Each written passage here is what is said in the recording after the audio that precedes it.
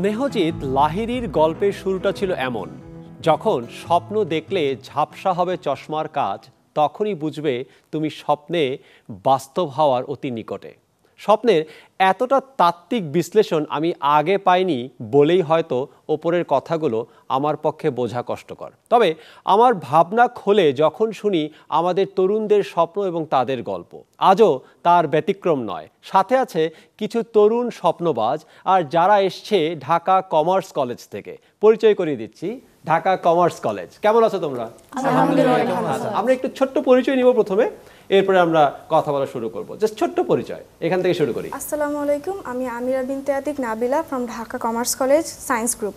ঠিক আছে। আসসালামু আলাইকুম ভাইয়া, this is Fahim from Dhaka commerce college science group first year. Assalamu alaikum, this is Marza Binte Mahmood from Dhaka Commerce College Science Group. Assalamu alaikum, this is Asma Husna Friend from Dhaka Commerce College Science Group. Assalamu alaikum, I'm Rezbi Ahmed, you can call me Rezbi from Dhaka Commerce College Group Science. আসসালামু আলাইকুম, I am Anisa Binte Atik Nabiha from Dhaka commerce college group science. আচ্ছা, প্রথমেই একটা প্রশ্ন, সেটা হচ্ছে যে তোমাদের কি মনে হয় যে আমরা কলেজের নামটা চেঞ্জ করা উচিত আমাদের? না, না না। না না না। Are you sure? Sure. আমার তো মনে হচ্ছে চেঞ্জ করা উচিত, বিকজ আমি ঢাকা কমার্স কলেজে সব সায়েন্সের কথা শুনছি, সো এটা তো ঢাকা সায়েন্স কলেজ হয়ে যাওয়া উচিত। এটা মেইনলি ভ্যারি করে অপরচুনিটির উপরে। আচ্ছা। যদি হচ্ছে যেটা আপনি তো কোশ্চেনটা এরকম হতো যে আমরা কমার্স নিয়ে আসতে পারতাম, কিন্তু যেহেতু আমরা এখন আজকে সবাই সায়েন্স, তো সেই ক্ষেত্রে হয়তো এরকম একটু কলেজের নাম চেঞ্জ করার কথা আসতেছে। ঢাকা কমার্স কলেজে কতজন সায়েন্সের স্টুডেন্ট আছে? 1200 প্লাস। সো 1200 প্লাস সায়েন্সের স্টুডেন্ট থেকে 6 জন আজকে এই প্রোগ্রামে এসছো, জি। আর কোনো কমার্সের কাউকে আসতে দেওনি? আসতে দেওয়ার কথা বলা যাবে না, আচ্ছা। আর অপরচুনিটির উপরে ডিপেন্ড করে জিনিসটা। আচ্ছা, সো আজকে ঢাকা কমার্স কলেজের কমার্সের কেউ নাই কেন? হয়তো বা তাদের অ্যাবিলিটি বা অপরচুনিটিটা তারা পায় না। আচ্ছা, ঠিক আছে, এটা জাস্ট কথার কথা। আমরা আলোচনা শুরু করব এখন। আমরা এখান থেকে একটু আলোচনা শুরু করতে চাই। আমিরা, রাইট? ওকে, সো আমিরা বড় হয়ে কি হতে চায়? ডক্টর। ডক্টর। কেন? আর তো তেমন কিছু পাচ্ছি না, তাই ডক্টর? না তেমন না, আমার ছোটবেলা থেকে ইচ্ছা ছিল তো ডক্টর হওয়ার। ছোটবেলা থেকে ডক্টর কেন হওয়ার ইচ্ছে? মানে যারা ডক্টরি পড়ালেখা করে তাদের হোয়াইট কোট বা তাদের পড়াশোনা বা মানে এই সেক্টরে আমি বেশি ইন্টারেস্টেড। এই জন্য। রক্তের রং কি? Blood red. রক্তের রং ব্লাড, রক্তের রং লাল। ওকে, নাইস। সো মানে রক্ত ভয় লাগে না তো? অতটা না। আচ্ছা, সো বায়োলজি আছে? জি। অনেক কিছু কাটাকাটি করা হয়েছে? হ্যাঁ। আচ্ছা, সো কি কি কাটা হয়েছে এখন পর্যন্ত? ফুল, তেলাপোকা, সোফার, এই দুটাই। ফুল, তেলাপোকা দুটারই কারো কিন্তু রক্ত নেই, ঠিক আছে? সো এখনো রক্তের দেখা কিন্তু মেলেনি, ঠিক আছে? তারপরেও আমরা আবার জানতে চাইবো যে কেন বড় হয়ে ডাক্তার হতে চাই। একটু কথা বলে আসি ফাহিমের সাথে। ফাহিম বড় হয়ে কি হতে চায়? ডক্টর। ওই, আবার ডক্টর কেন? তোমরা কি সবাই ডক্টর হতে চাও? না। ও, আই থট যে ঢাকা কমার্স কলেজে সবাই সায়েন্স থেকে এসছো এবং সবাই ডক্টরই হবে। সো হয়তোবা কোনো একদিন আরেকটা প্রোগ্রাম করছি যেখানে তোমরা 6 জনই আসছো, 6 জনই কোনো একটা মেডিকেল থেকে আসছো। ওকে, ফাইন। ডক্টর কেন? অ্যাকচুয়ালি ভাইয়া আমি ছোটবেলা থেকেই একটু অন্যরকম ছিলাম। অন্যরকম কি রকম? যেমন আমি ছোটবেলা থেকে খেলা করতাম কি দিয়ে ভাইয়া জানেন? এই কচু গাছ চিনেন তো? কচু গাছ। কচু গাছ কেটে এনে আমি শুনতাম মানুষ ওই যে মজা করে বলতো কচু গাছের গলায় দড়ি দিতে। হ্যাঁ হ্যাঁ হ্যাঁ, ওই সিরিজের ভিতরে পানি ভরে তারপর আমি এটাকে ইনজেকশন দিতাম। আচ্ছা। আমার কাছে খুবই ভালো লাগতো এবং যত খুশি দিতে পারতাম। আচ্ছা, কোনো এবং কিছু বলতো না, কোনো আওয়াজ করতো না, মানে যত খুশি দিতে পারতাম এবং আমি ভাবতাম যে এটা ভালো হয়ে গেছে, হ্যাঁ। এবং এভাবে আমার খেলাটাই শুরু হয় এভাবে। আচ্ছা, এবং এটা আমি অনেক ভালোবাসি। ইন্টারেস্টিং। কচু গাছে ইনজেকশন দেয়া থেকে এই স্বপ্ন আসা, বড় হয়ে ডক্টর হওয়া, তাই তো? ছোটবেলা থেকে আমি আসলে ওইটাই বেশি। সো এরপরে কি শুধু কচু গাছেই ইনজেকশন দেওয়া হয়েছে না আরো? এখন পর্যন্ত কচু গাছেই হয়েছে। আর কোনো গাছ বা কোনো মানুষকে তো দেওয়া হয়নি এখন নাকি? ঠিক আছে, স্বপ্নটাই তো ওইটা, যে কোনো মানুষকে নিয়েই ভবিষ্যতে ওই কাজ। ইনশাআল্লাহ ইনশাআল্লাহ। আমি আরো কথা বলছি, একটু কথা বলে নেই। মার্জিয়া, রাইট? সো মার্জিয়া বড় হয়ে কি হতে চায়? আমার ইচ্ছা আছে গাইনোকোলজি এন্ড সাইকোলজি নিয়ে সো স্টাডি করা। Again doctor. জি। ওকে, সো কেন? অ্যাকচুয়ালি আমার ছোটবেলা থেকে ব্লাড দেন হচ্ছে এসব ডাইসেকশন এগুলো খুব ইন্টারেস্টিং লাগে, খুব ফ্যাসিনেটিং লাগে। সো অ্যান্ড এই সেক্টরটা আম্মু চুজ করে দিয়েছে গাইনোকোলজি, সো এই জন্য এটার প্রতি আমি ইন্টারেস্টেড। ওকে, সো মুভি দেখা হয়? জি। আচ্ছা, ইংলিশ মুভি দেখা হয়? জি, আমি হচ্ছে ইংলিশ থ্রিলার, তারপর হচ্ছে এরকম Dexter type? হ্যাঁ, এদের মুভি দেখতে বেশি পছন্দ করি। সো ওখান থেকে আর বেশি ইন্টারেস্টেড জানা। ঠিক আছে, জি, বড় হয়ে কি হতে চাই?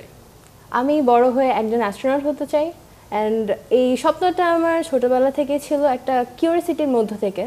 তো সেই কিউরিয়াসিটিটা আস্তে আস্তে বড় হতে হতে একটা স্বপ্নে পরিণত হয়।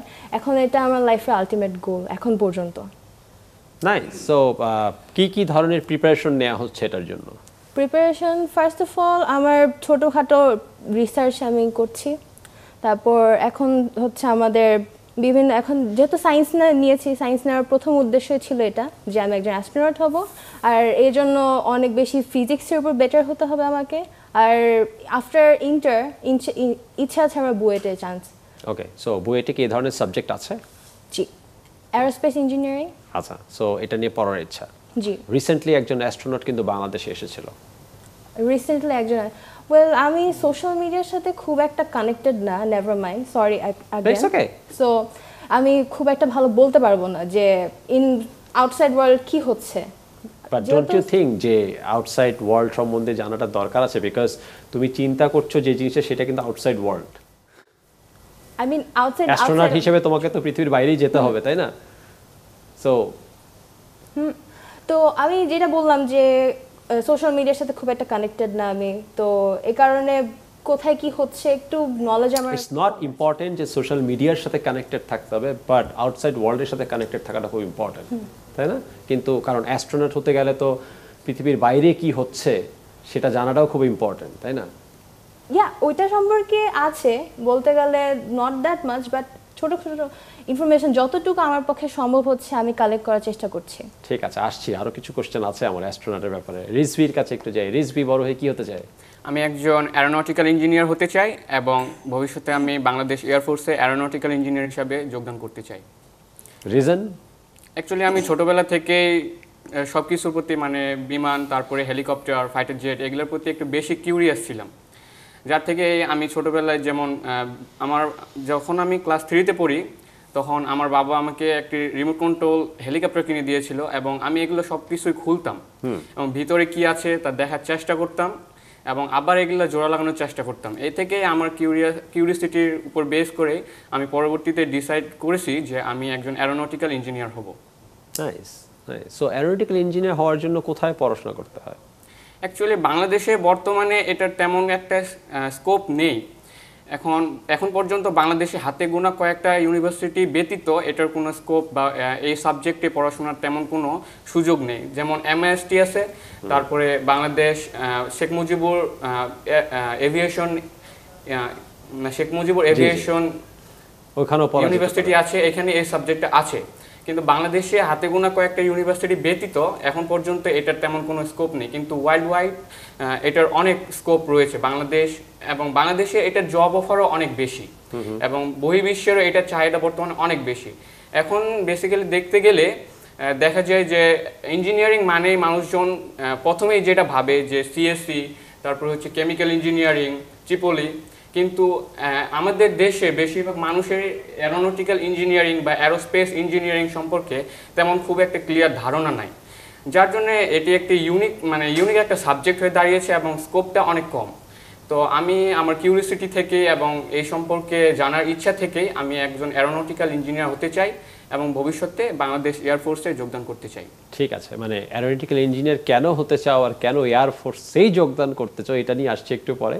একটু কথা বলি আনিসার সাথে। জি, সো আমার ইচ্ছা হচ্ছে আর্কিটেক্ট হওয়ার। আচ্ছা, মানে আর্কিটেক্ট কেন? আমি হচ্ছে আঁকাআঁকিতে অনেক বেশি ভালো। ওকে।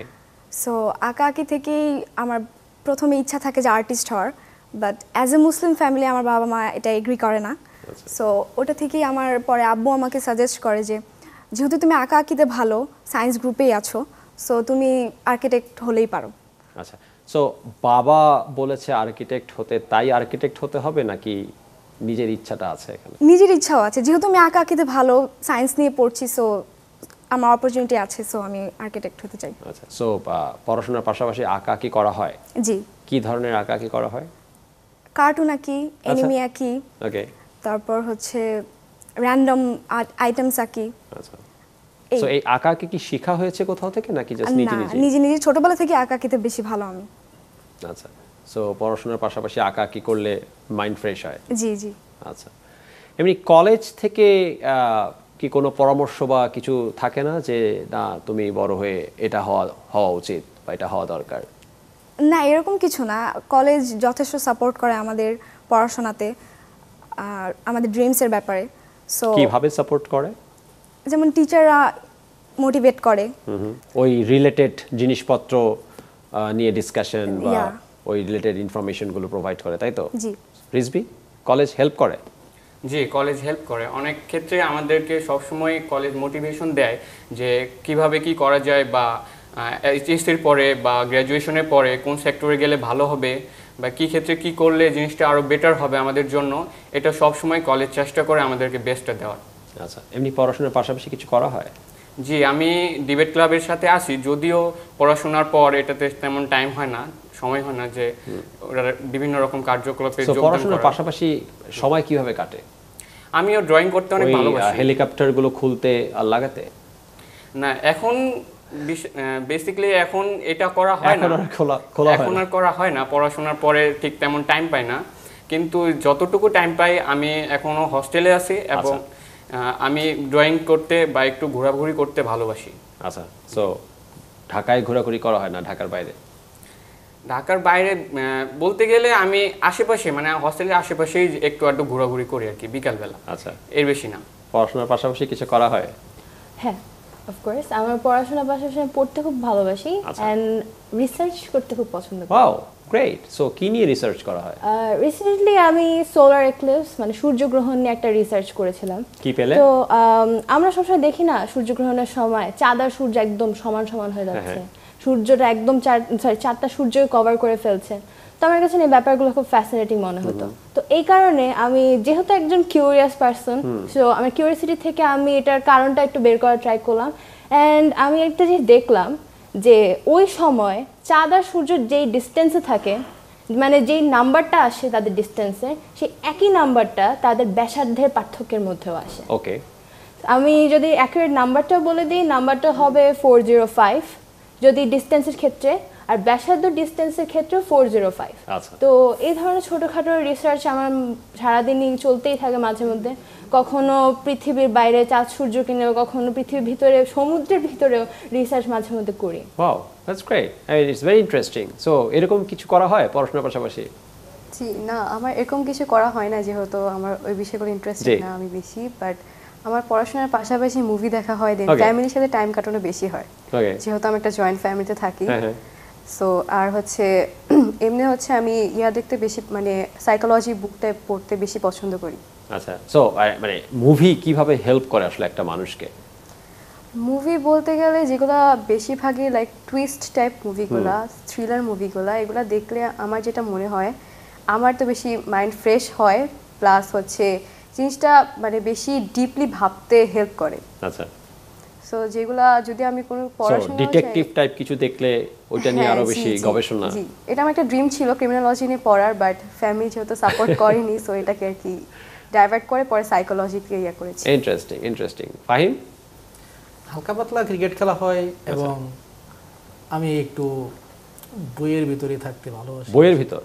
যেমন আমি একটু পড়াশোনা, যেমন বর্তমানে আমাদের কলেজে একটু হার্টবিট নিয়ে আর কি পড়াশোনা হচ্ছে, তো আমি এটা আর কি একটু পড়তে আমার ভালো লাগে। যেমন হার্টবিটে আসলেও কত কিছু যে হয় এখানে, মানে যত জানি ততই ভালো লাগে। এটা নিয়ে আর কি একটু জানার চেষ্টা করি এবং পাশাপাশি মাঝে মধ্যে একটু একটু ক্রিকেট খেলি। আচ্ছা, আমি আমিরা? পড়ালেখার, হ্যাঁ জি, ইয়েস। আমি পড়ালেখার পাশাপাশি বই পড়ি আর পেইন্ট করি। ওকে, সো আমরা জানি সবাই যে আমিরার বোন আছে এখানে। সো দুই বোন মিলে পেইন্ট করা হয়? না, ও স্কেচ করে, আমি পেইন্ট করি। আমি ওয়াটার কালার, সো ও যেটা স্কেচ করে তুমি সেটা পেইন্ট করো? না, ডিফারেন্ট। ডিফারেন্ট। সো ও তো কার্টুন, অ্যানিমি এগুলা ড্র করে, তুমি কি পেইন্ট করো? আমার যেটা র্যান্ডম স্টাফ যেটা ভালো লাগে, যেটা মাথায় আসে। So it's like oil painting type?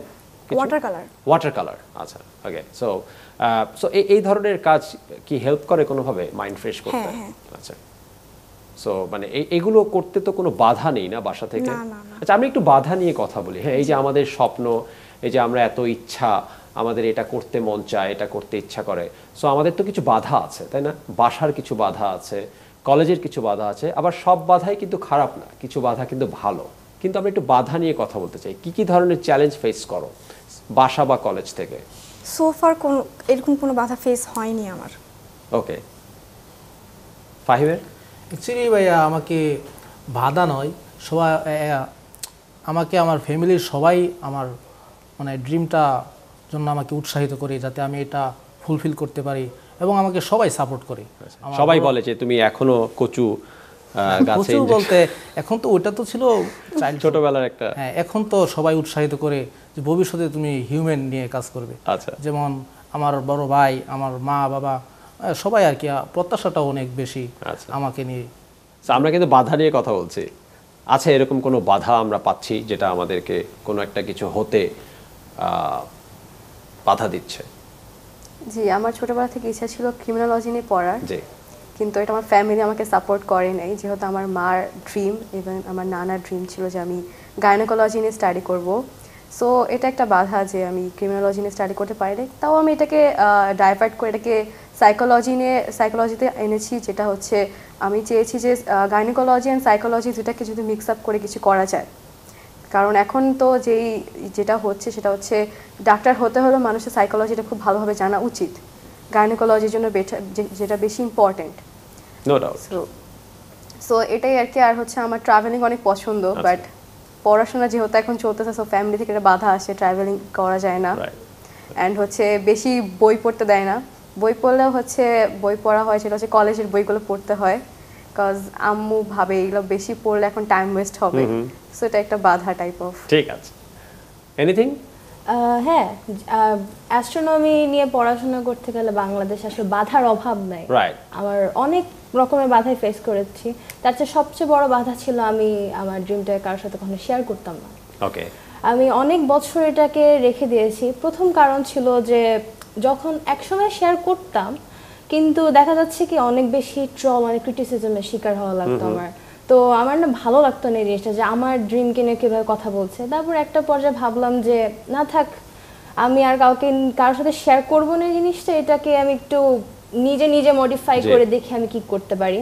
তারপর একদিন আমি আম্মুকে বললাম এই জিনিসটা যে দেখো মা, এরকম হচ্ছে আমার, আমি পারছি না, এগুলো নিতে পারছি। মা বলে যে তোমার যেটা দরকার তুমি সেটা করে যাও, যদি তোমার ইচ্ছা বলতে তুমি বলবা, নাহলে না। কিন্তু আমার বিশেষ করে যে ড্রিম মাঝে মধ্যে যখন আমরা শেয়ার করব, তখন সেটা আমাদের জন্য একটু বেশি বার্ডেন হয়ে যাবে, না একটু বোল্ড হয়ে যাবে আমাদের ড্রিমটা, যে আমি তখন আর একটু বেশি শিওর হয়ে যাব যে আমি ড্রিমটা একদমই অ্যাচিভ করতে চাচ্ছি।